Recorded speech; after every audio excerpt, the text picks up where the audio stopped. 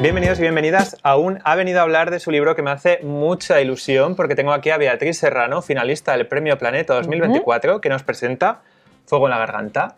Enhorabuena. Muchísimas gracias. Gracias por haber venido. Nada, encantada de estar aquí. Y bueno, cuéntame, ¿cómo viviste ese momento? ¿Cómo viví el momento? Cuando dicen tu nombre, cuando desvelan tu... Bueno, incluso me puedes contar antes, ¿eh? ¿Cómo es esos previos? Mira, esos previos tengo una anécdota muy graciosa, que resulta que yo le había contado la idea de mi libro a algunas amigas, ¿no? O sea, gente de mi entorno. Pero yo después, cuando decido presentarlo a este premio, decidí no hablar más de mi libro, ¿no?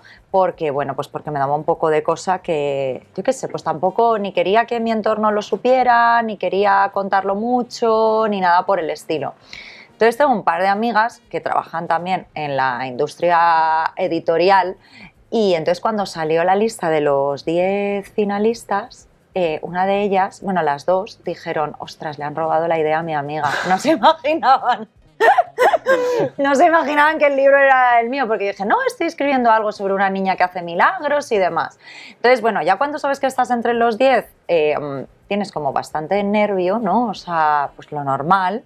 Y entonces yo te debo decir que Paloma y yo hemos vivido la experiencia de manera completamente distinta. Yo creo que ella, ya quedó finalista y demás, pues estaba un poco preparada para todo lo que se podía venir, pero yo la verdad es que no. Entonces yo, desde que hice mi nombre y me subo al escenario hasta la mañana siguiente, que me citan a las 7:30 de la mañana en el hotel para hacer entrevistas, tengo una especie de nube que no recuerdo mucho, o sea... sí te puedo decir que estaba sobre el escenario, estaba intentando dar un discurso que lo di de pena porque... La mujer no fue para tanto. A ver, en esos momentos... Pero claro, ¿tú tenías algo preparado o fue un poco lo que te iba saliendo? Yo digo, mira, me voy a apuntar a algo porque sé que los nervios son muy traicioneros y me da un poco de cosas subir al escenario sin nada, pero bueno, pues mencioné a Charles Manson. Eso lo recuerdo, sí. Eso lo recuerda mucha gente. Sí. Mencioné a Charles Manson. Y luego, claro, digo, no, la niña hace milagros, pero lo primero que hablo es de que mata a otra niña. Entonces, es verdad que al bajar del escenario unas personas muy majas de Planeta que se me empiezan a presentar y tal, me dicen, mira, solo un consejito. Bueno... O sea, queremos que seas como tú eres, no te queremos poner ningún tipo de traba, pero si puedes no relacionar milagros con un infanticidio, o sea, la palabra milagro con un infanticidio, dice, estaría genial. Digo, vale. ¿Y de Manson te dijeron algo o eso ya...? Manson me dijeron que lo podía mencionar igual un poquito menos, pero que eso ya lo dejaban a tu criterio. a mi elección. Y entonces he dicho, bueno... si me preguntan, yo hablo de Charles Manson. Si no me preguntan, no hace falta total, abres el libro y la primera frase es una frase de Charles Manson. Tampoco te voy a hablar mucho de él. Así que eso es un poco como lo viví.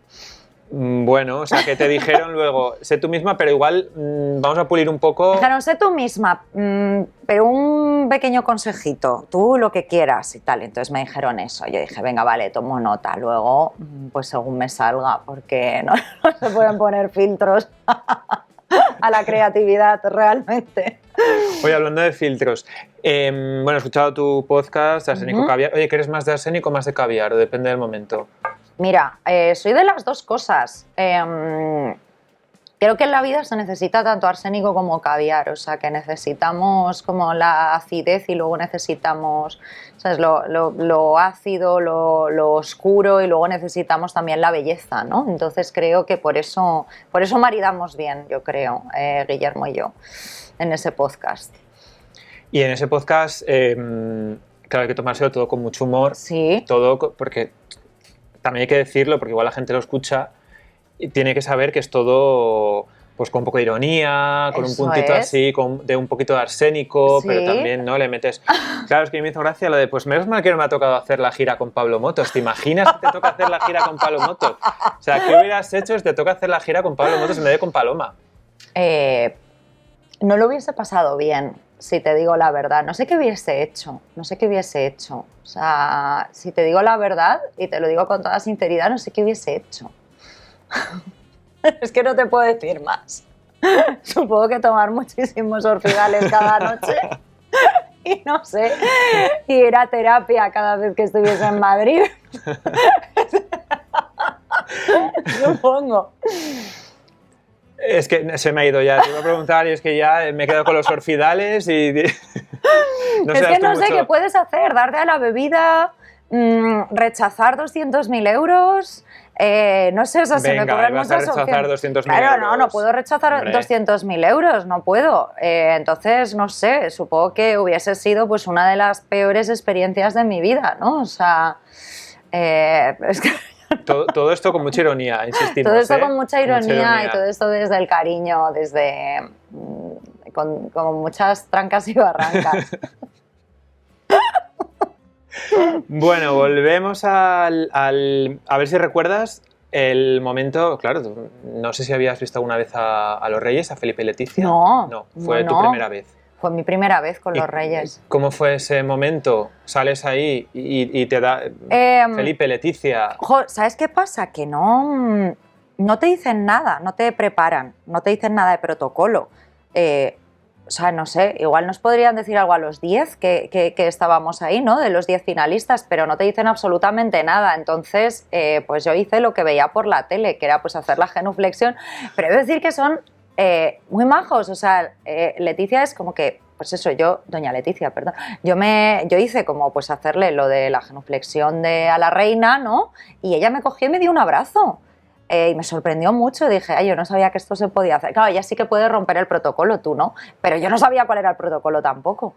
Pero no sé, estuve con ellos un minuto, entonces tampoco te puedo decir mucho más. Son muy guapos en persona. Sí, la verdad es que sí. Son muy, muy guapos. ¿Tú les has visto? Sí.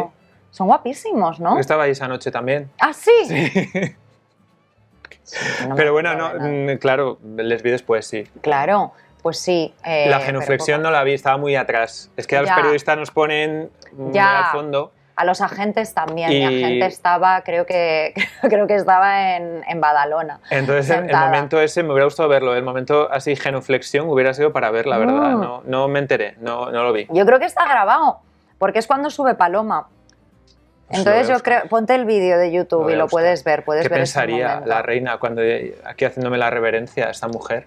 Hombre, yo creo que estarán acostumbrados. O sea, yo creo que están acostumbrados a que los plebeyos como nosotros no sepamos cómo actuar, ¿no? Ante los reyes de España. O sea, no siempre conoces a los reyes de España. No todo el mundo conoce a los reyes de España, ¿no? Entonces, pues supongo que estarán acostumbrados a que la gente haga muchísimas idioteces constantemente, ¿no? Por no saber cómo actuar. Que te pregunten algo igual no sabes qué responder, te quedas así. Ya sé lo que quieres que cuente, no lo pienso contar. No, yo no digo nada. Que escuchen Arsénico Caviar y lo pueden escuchar ahí. Ya he contado todo en un episodio que se titula Contra lo que hizo Beatriz. Muy bien, bueno, pues cambiemos de tema, va. No te voy a preguntar más por eso. Venga. Bueno, ¿y cómo se te ocurrió esta historia de esta niña que tiene milagros, que le pasan muchas cosas, no todas buenas, algunas sí? Hay varios temas. Uno de ellos es, yo creo que pensar en mi propia infancia. O sea, cuando yo terminé mi primer libro, El descontento, que trata de una mujer más o menos en la treintena, está ambientada en la actualidad en Madrid y ella, una de las cosas con las que se anestesia es a través de las pantallas, o sea, ya está todo el día viendo vídeos de YouTube, no puede dormir si no tiene una pantalla, o sea, si tiene algún vídeo en la pantalla, se sabe algunos vídeos de memoria, algunos sabe que le relajan más, otros que... pero bueno, se pasa el día viendo vídeos de YouTube, ¿no? Y entonces pensaba que ese aislamiento de mi personaje, esa soledad que ella sentía, tenía mucho que ver también con esta era en la que vivimos, donde hay aparentemente una hiperconexión entre todos, pero hay muchísimo aislamiento y hay muchísima soledad. Entonces una de las cosas fue pensar, ¿y cómo hemos llegado hasta aquí? O sea, creo que en mi primer libro, Internet, era un personaje secundario y aquí es casi un personaje principal porque es muy importante para la trama entender los orígenes de Internet, ¿no? Entonces, al pensar en eso, empecé a pensar mucho en mi infancia y en infancias solitarias y en los paisajes de la infancia. Y en esa época, entre la infancia, la adolescencia y pasar a adulta, que considero que es una etapa fundamental en nuestras vidas, ¿no? Que las cosas que te marcan en esa época, las cosas que te dañan, que te hieren, luego las vas repitiendo, te van hiriendo las mismas cosas de por vida, ¿no? O sea, si se han reído de tu físico, siempre vas a tener mucho complejo con tu físico. Si tuviste una infancia LGTB, siempre vas a pensar que te ha faltado algo, ese primer beso, ese, ¿no? Igual te vuelves un súper romántico, igual te vuelves un desapegado afectivamente. Como que ese periodo me parecía un caldo de cultivo fundamental para la identidad de una persona adulta y me apetecía viajar ahí. Y luego, por otro lado, que yo considero que esta novela entra dentro del coming of age, son las novelas iniciáticas, las novelas de aprendizaje, que a mí me encantan y siempre me han encantado.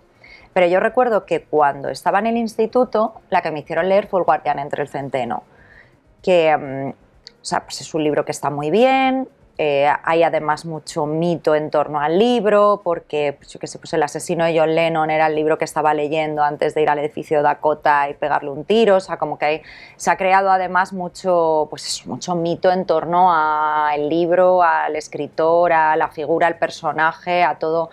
Pero claro, pero es un libro muy masculino, que cuenta esa historia desde un punto de vista muy, muy masculino.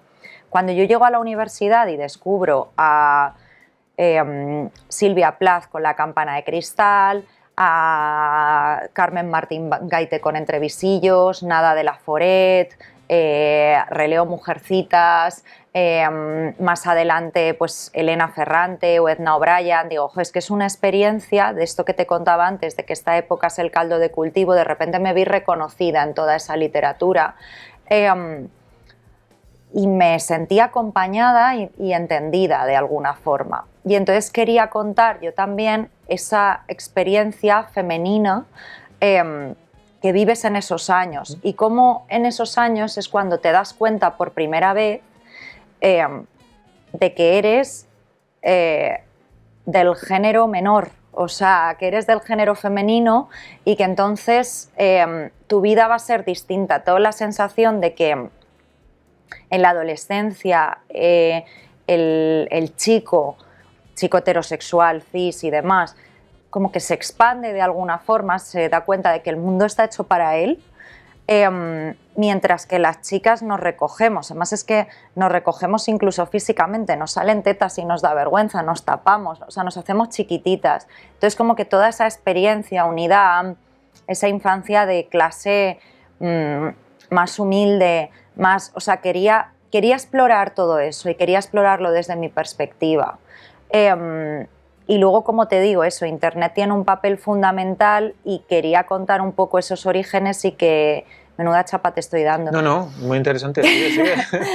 Y que Internet fuese en paralelo a el crecimiento o la evolución de Blanca, la protagonista. Es decir, que empezase siendo los dos, Internet y Blanca, mucho más inocentes, un lugar, casi un refugio, ¿no? Como algo mucho más especial y que se fuesen volviendo oscuros a medida que avanzaba el libro, como creo que ha sucedido con la tecnología, ¿no? Entonces de ahí viene un poco todo eso. Sí, no, además haces, como has dicho lo de Internet, como ese repaso de, claro, de gente que de repente se asoma a un mundo que le parece fascinante y que es algo nuevo, te vas a tu cuarto, le dices a tus padres, a tus hermanos, bueno, hasta luego, me voy a tal, y te asomas a un mundo, pero en aquel momento, en los años 90, pues los padres no sabían qué era eso, claro, los hijos lo iban descubriendo y es como la protagonista y sus amigas van descubriendo también cómo va, ahora vamos a hacer esto, y ahora vamos a hacer esto, y claro. luego a lo mejor pueden pensar, hombre, igual esto mejor no. Pero lo tienen que ir descubriendo poco a poco. Claro, no, pero en ese momento, claro, es que con Internet ha pasado una cosa, que todos entramos ahí, pero no firmamos ningún contrato, no hubo ningún pacto por nuestro lado, o sea, no sabíamos a lo que íbamos, éramos como exploradores ante territorio desconocido, ¿no? Como llegar al Polo Norte y decir, bueno, vamos a seguir, esperamos que al final haya algo, pero no sabemos qué nos vamos a encontrar, ¿no? De momento nos parece divertido, inquietante, interesante. Entonces, creo, bueno, y es que además lo que tú has dicho, es que Internet era una cosa de frikis, o sea, que tú te quedases en tu casa mirando en el ordenadorcito en lugar de estar jugando en la calle, eras porque eres el marginado y el rarito de la clase.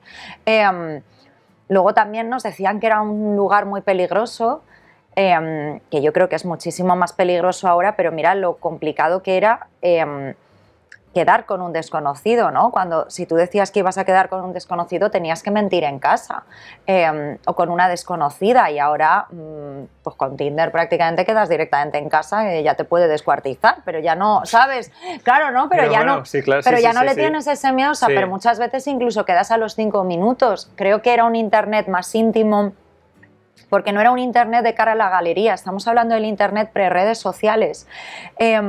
Entonces, tú entrabas en foros, en comunidades, entrabas en chats y hablabas con gente con la que buscabas tener cierta conexión, buscabas cierta afinidad, los mismos grupos de música, o sea, que os gustasen los mismos grupos de música, que te gustasen las mismas pelis, los mismos escritores, ¿no? Como que querías crear ahí y te pasabas horas y horas hablando, pero no mostrándole cosas a la gente, ¿no? O sea, no mostrándolo. Tú no decías yo estoy haciendo esto, o sea, no había Instagram, no había Facebook, no había ni siquiera Twitter.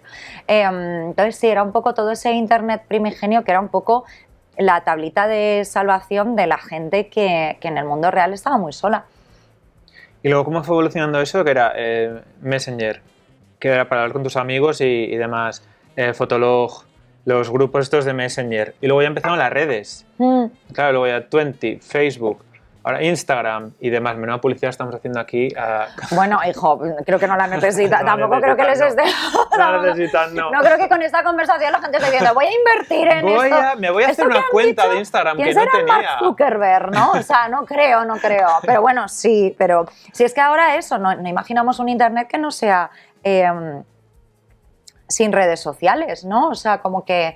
O sea, no buscamos... Fíjate, a mí una de las cosas que me gustaba mucho y que creo que aparece también en el libro es este Internet donde tú ibas a la búsqueda de algo, ibas a la búsqueda de respuestas, ibas a la búsqueda de tus propios intereses, o sea, te metías en páginas, investigabas cosas. Ahora todo nos llega a través de un scroll que llega definido por una decisión algorítmica por las cosas que tú has podido buscar antes. Entonces, como que no hay grandes descubrimientos, no hay sorpresas. Y sobre todo nos hemos vuelto... bueno, además de que nos hemos vuelto prácticamente consumidores, o sea, ya no somos usuarios, somos consumidores, ya no somos activos, somos sobre todo personas muy pasivas cuando estamos online, ¿no? O sea, estamos esperando que nos llegue todo. Y ya está.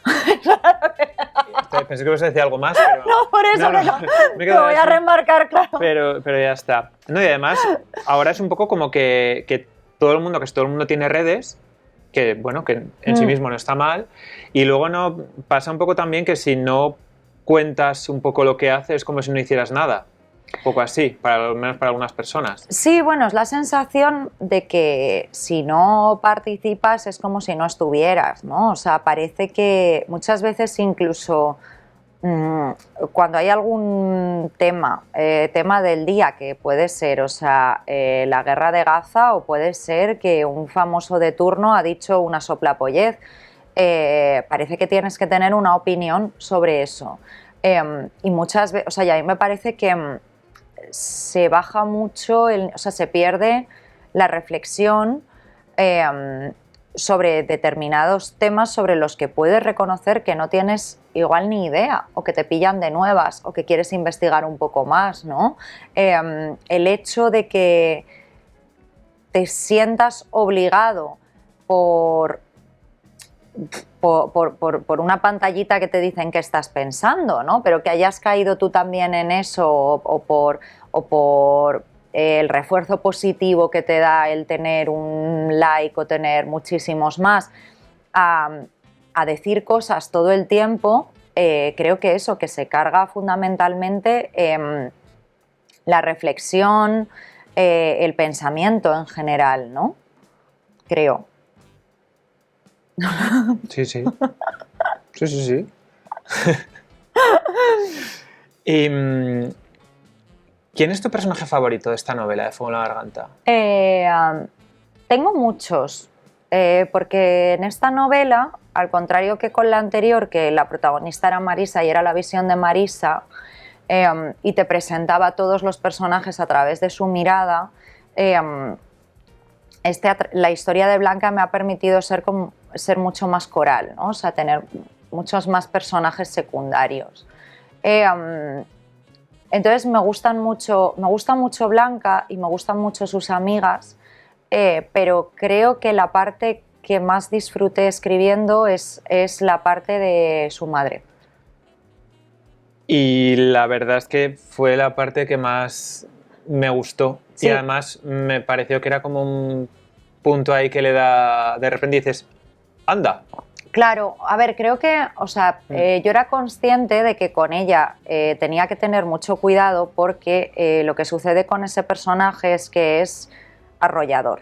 O sea, es uno de estos personajes que yo creo que, o sea, como la intenté construir, tiene muchísimas aristas, es muy clara hablando, es muy vehemente. Entonces es uno de estos personajes que...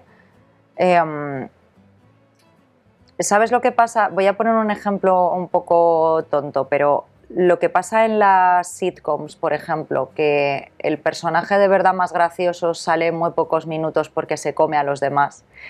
Entonces esto pasaba un poco con la madre, como que me tenía que plantear cuánto daba de ella, porque está claro que iba a romper parte del relato, pero creo que más de ella sería demasiado. Entonces me gusta mucho introducirla, me gusta mucho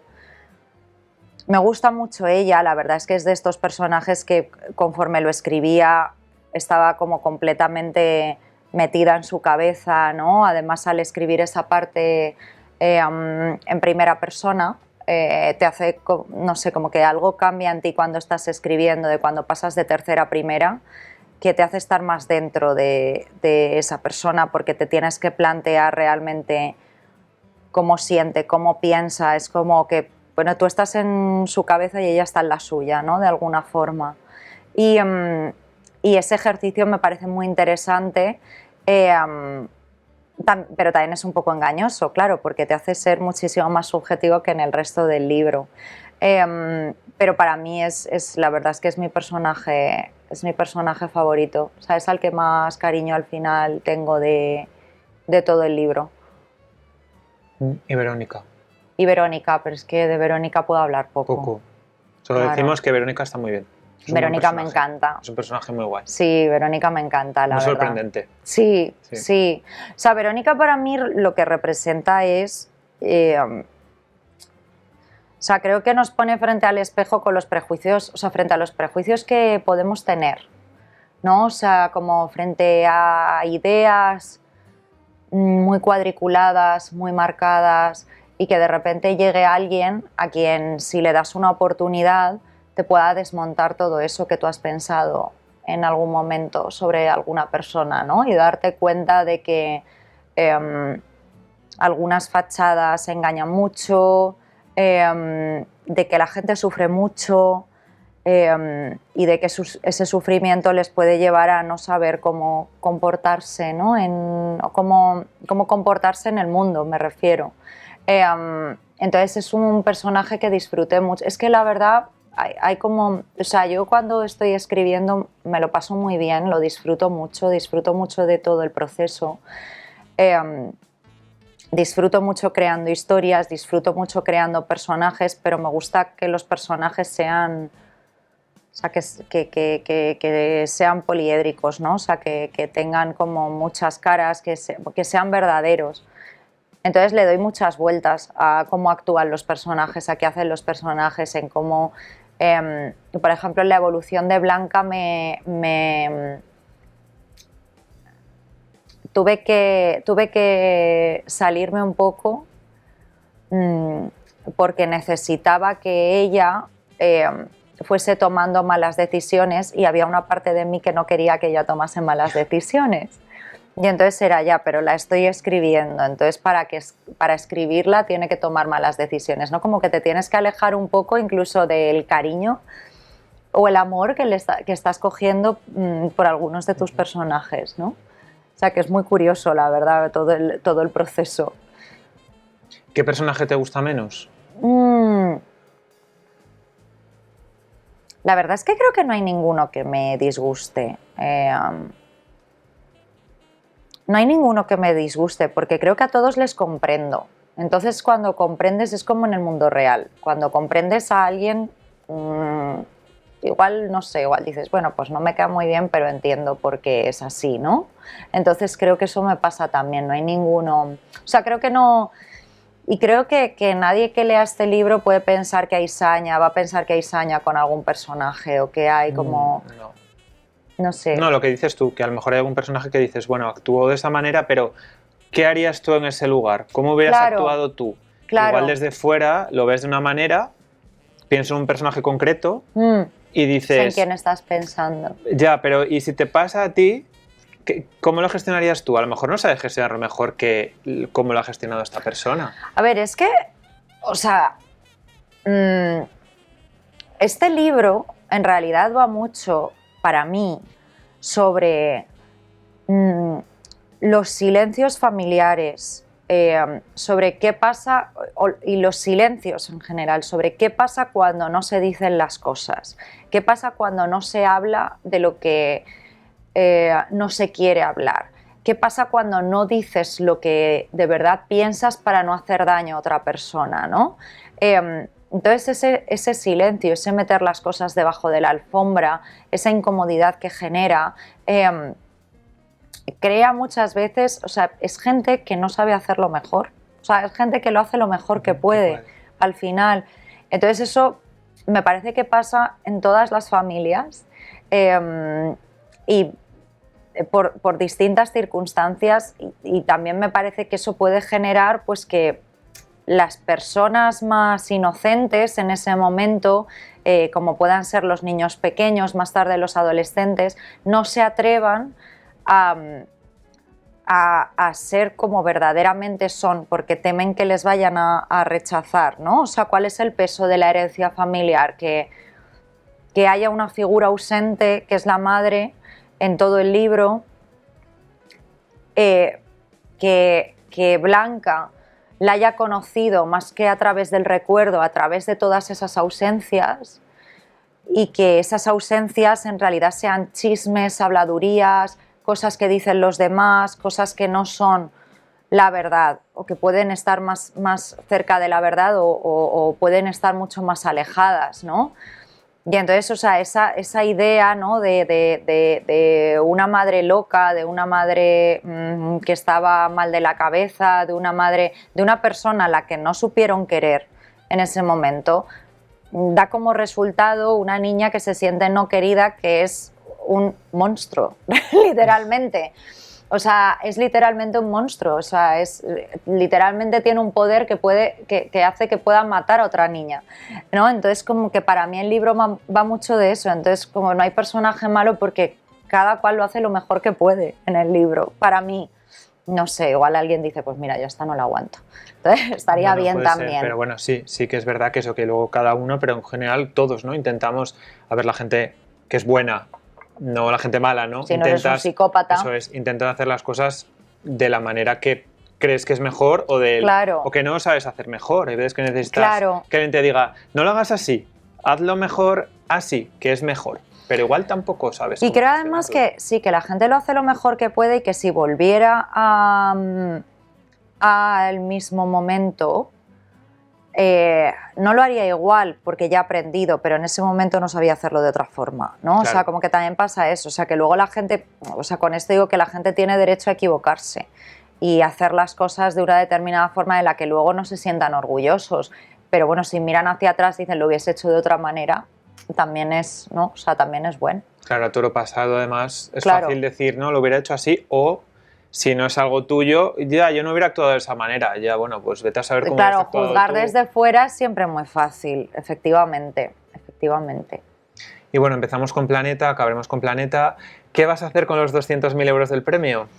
Con los 200.000 euros del premio me he cogido una excedencia en mi trabajo y entonces lo que quiero hacer, no soy una persona muy caprichosa, o sea, no soy una persona de grandes gastos, no me compro mucha ropita, o